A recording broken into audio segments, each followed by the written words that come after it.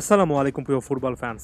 আর্জেন্টিনার ম্যাচ রয়েছে। এর আগের ম্যাচের হারের সে স্মৃতিটা অনেকটুকু দূরে ছুঁড়ে ফেলতে চায় আর্জেন্টিনা এবং নিজেদের ঘরের মাঠে এ ম্যাচে জয় ছাড়া বড় রকমের বা কনভিন্সিং একটা জয় ছাড়া অন্য কোনো কিছু কিন্তু আর্জেন্টিনা ভাবছে না। আর্জেন্টিনার লা বোম্বোনেরা স্টেডিয়ামে সেরা ফর্মে ফিরতে চায় আলবিসেলেস্তেরা এবং সে লক্ষ্যে লিওনেল স্কালোনি প্রেস কনফারেন্সে বিস্তারিত বিষয় জানালেন এবং এই মুহূর্তে দল নিয়ে আপডেট কি সেটাও কিন্তু জানিয়ে দেব। এই ভিডিওটা দুই ভাগে করার চেষ্টা করছি, একটু সময় নিয়ে করেছি কারণ প্রেস কনফারেন্সে স্কালোনি কি বলেন সেটাও একটা ভিডিওতে একটু জানিয়ে দিতে চাই। প্রথমত স্টার্টিং লাইন আপটাতে চলে আসছি। সব ধরনের ইন্ডিকেটর এটাই কিন্তু আসলে নির্দেশ করছে যে শেষ পর্যন্ত স্টার্টিং লাইন আপটা এমন হতে পারে।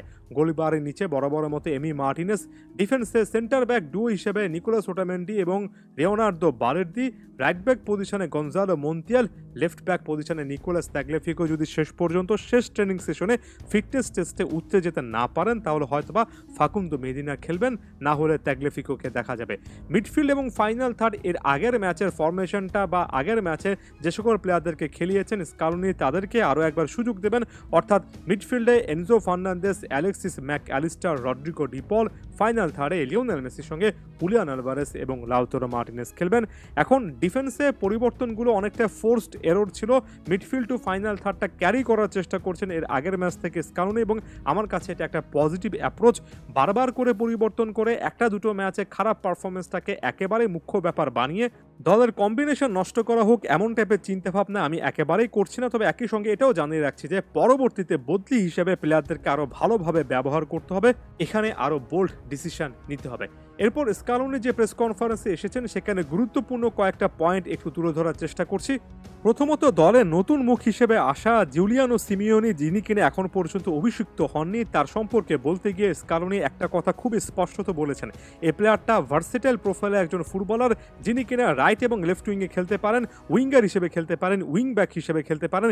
এই কথাগুলো কিন্তু স্কালোনি মনে করিয়ে দিলেন, অর্থাৎ ইউটিলিটি আরও একজন প্লেয়ার হিসেবে জুলিয়ানো সিমিওনিকে বেশ ভালো একটা অপশন হিসেবে স্কালোনি কিন্তু আসলে এখানে দেখছেন এবং সে জায়গা থেকে হয়তোবা পরবর্তী সময়ে অর্থাৎ বদলি হিসেবে যখন যে পজিশনে দরকার সে যে কোনো একটা পজিশনে জুলিয়ানো সিমিওনি নামতে পারেন। বিশেষ করে right midfield to right wing এই জায়গায় বদলি হিসেবে সিমিওনির খেলার একটা সুযোগ দেখছি। জানি না শেষ পর্যন্ত স্কালোনি সেটা এদিনই বাস্তবায়ন করবেন কিনা, তবে তাকে তার ভার্সেটাইল প্রোফাইলের জন্য অর্থাৎ নানা পজিশনে খেলতে পারেন সেটার জন্যই যে স্কালোনি ডেকেছেন সেটা একেবারে স্পষ্টত কিন্তু স্কালোনির প্রেস কনফারেন্সে বোঝাই গেল।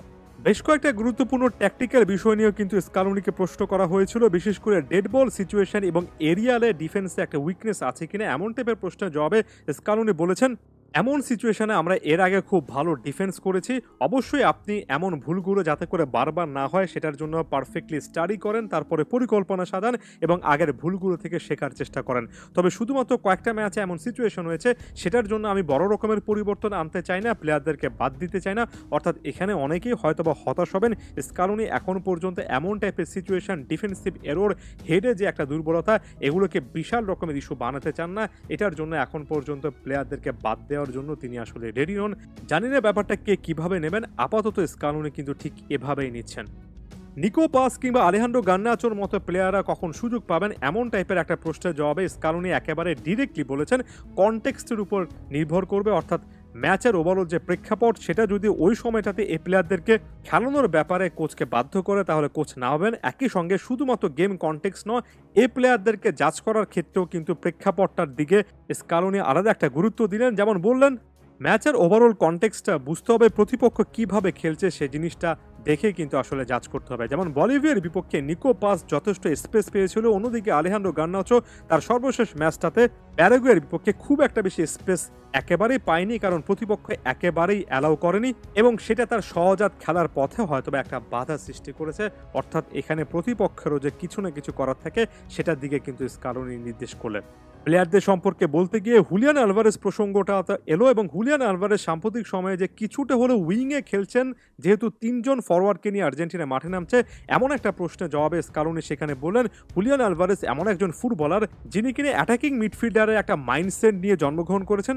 আমি খুব ভালো করে জানি হুলিয়ানের জন্য সেটা একেবারে সেরা একটা পজিশন নাও হতে পারে, তবে হুলিয়ান দলের জন্য কিভাবে কন্ট্রিবিউট করতে পারে এটা আমরা খুব ভালো করে জানি। এবং হুলিয়ান আলভারেজ সম্পর্কে কথা বলতে গেলে আরও একবার কিন্তু জুলিয়ানো সিমিওনি প্রসঙ্গটা এলো এবং তিনিও যে কাজে লাগবেন এমন টাইপের ইনডিরেক্ট কথাবার্তা স্কালোনি বললেন।